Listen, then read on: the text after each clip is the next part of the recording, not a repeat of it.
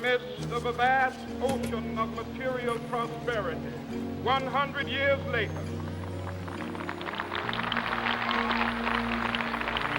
the Negro is still languished in the corners of American society, finds himself in exile in his own land. So we've come here today to dramatize a shameful condition. In a sense, we've come to our nation's capital to cash a check. When the architects of our republic wrote the magnificent words of the Constitution and the Declaration of Independence, they were signing a promissory note to which every American was to fall heir. This note was a promise that all men, yes, black men as well as white men, would be guaranteed the unalienable rights of life, liberty, and the pursuit of happiness. It is obvious today that America has defaulted on this promissory note insofar as her citizens of color are concerned. Instead of honoring this sacred obligation, America has given the Negro people a bad check, a check which has come back marked insufficient funds.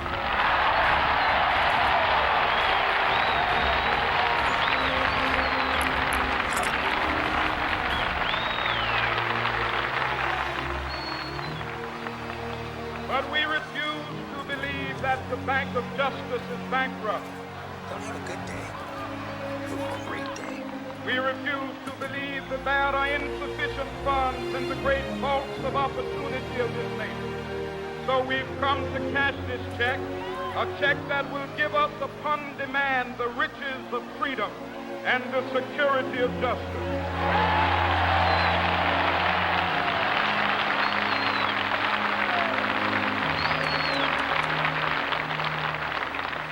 We have also come to this hallowed spot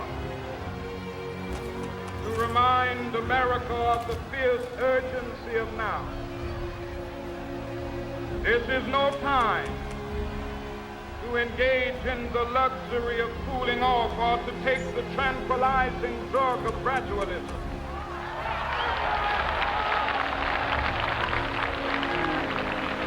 Now is the time to make real the promises of democracy. Now is the time to rise from the dark and desolate valley of segregation to the sunlit path of racial justice. Now is the time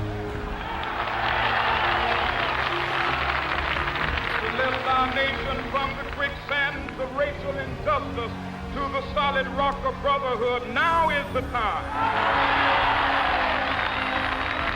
to make justice a reality for all of God's children.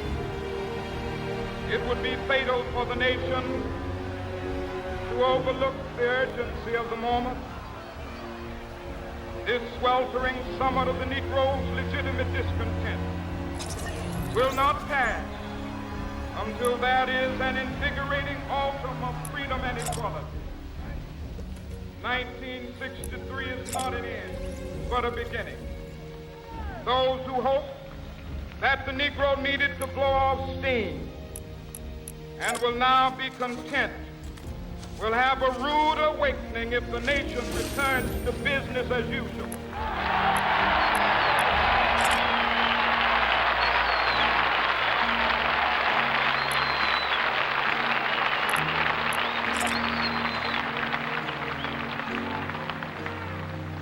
There will be neither rest nor tranquility in America till the Negro is granted his citizenship rights. The whirlwinds of revolt will continue to shake the foundations of our nation until the bright day of justice emerges. But that is something that I must say to my people who stand on the warm threshold which leads into the palace of justice. In the process of gaining our rightful place, we must not be guilty of wrongful deeds. Let us not seek to satisfy our thirst for freedom by drinking from the cup of bitterness and hatred.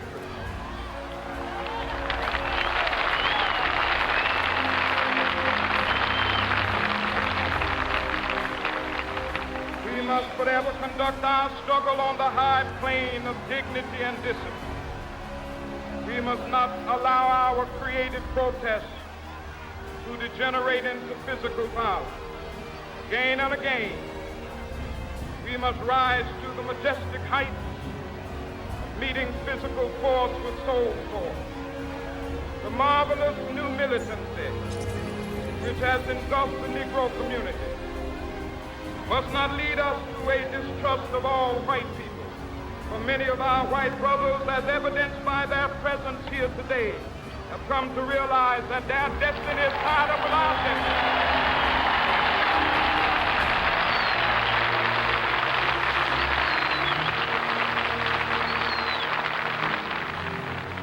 They have come to realize that their freedom is inextricably bound to our freedom. We cannot walk alone. As we walk, we must make the pledge that we shall always march ahead. We cannot turn back. There are those who are asking the devotees of civil rights, when will you be satisfied? We can never be satisfied as long as the Negro is the victim of the unspeakable horrors of police brutality. We can never be satisfied as long as our body is heavy with the fatigue of travel, cannot gain lodging in the motels of the highways and the hotels of the city.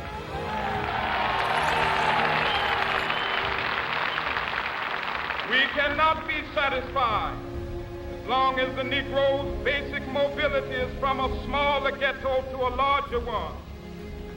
We can never be satisfied as long as our children are stripped of their selfhood and robbed of their dignity by signs stating for whites only.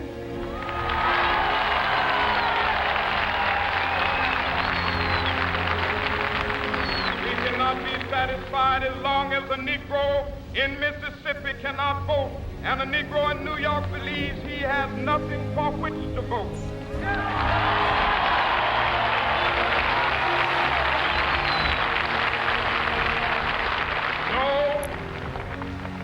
No, we are not satisfied, and we will not be satisfied until justice rolls down like waters and righteousness like a mighty stream.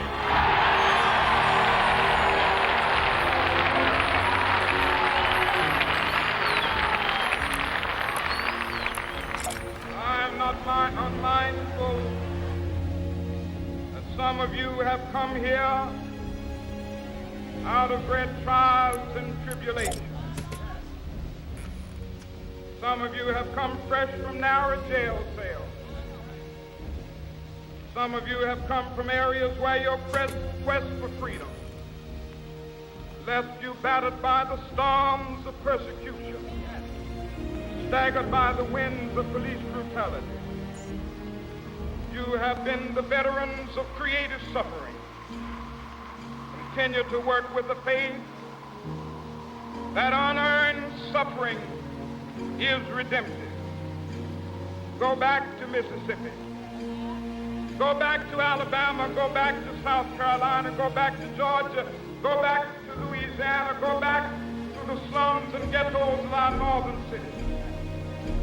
Knowing that somehow this situation can and will be changed. Let us not wallow in the valley of despair. I say to you today, my friends,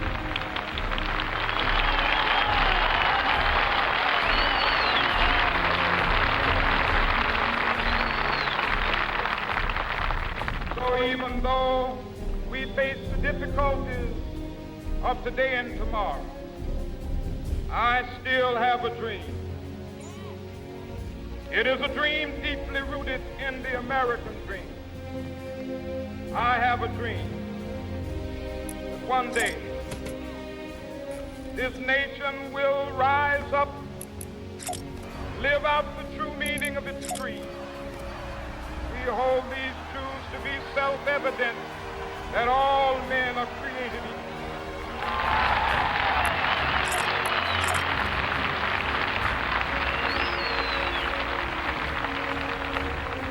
I have a dream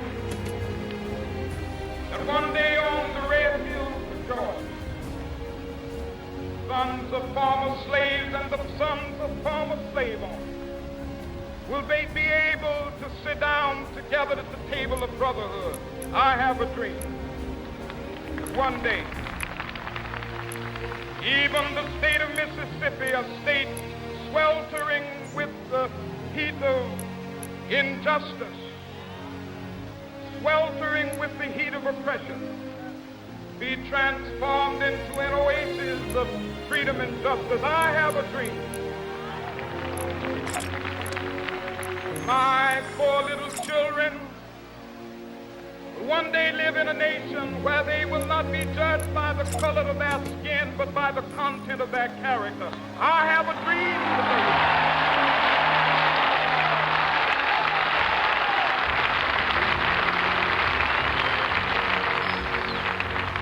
I have a dream that one day down in Alabama, with its vicious racists, with its governor having his lips dripping with the words of interposition and nullification, one day right there in Alabama, little black boys and black girls will be able to join hands with little white boys and white girls as sisters and brothers. I have a dream today.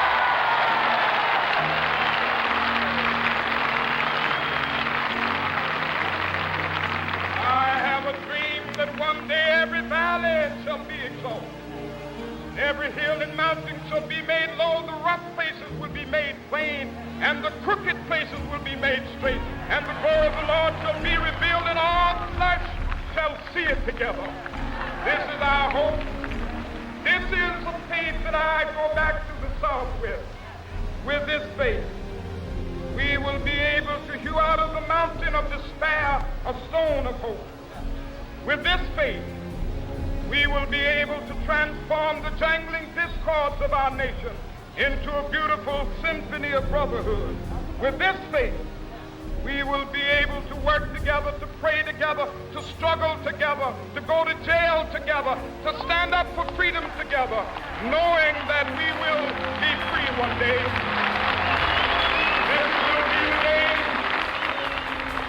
This will be the day when all of God's children be able to sing with new meaning, my country, tears of thee. Sweet land of liberty, of thee I sing. Land where my fathers died, land of the pilgrim's pride. From every mountainside, let freedom ring. And if America is to be a great nation, this must become true. So let freedom ring. From the prodigious hilltops of New Hampshire, let freedom ring.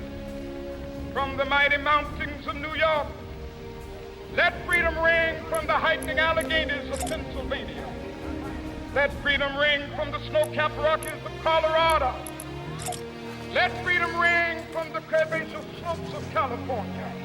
But not only that, let freedom ring from Stone Mountain of Georgia. Let freedom ring from Lookout Mountain of Tennessee. Let freedom ring from every hill and molehill of Mississippi, from every mountainside. Let freedom ring, and when it happens, when we allow freedom ring, when we let it ring from every village and every hamlet, from every state and every city, we will be able to speed up that day when all of God's children, black men and white men, Jews and Gentiles, Protestants and Catholics, will be able to join hands and sing in the words of the old Negro spiritual, free at last,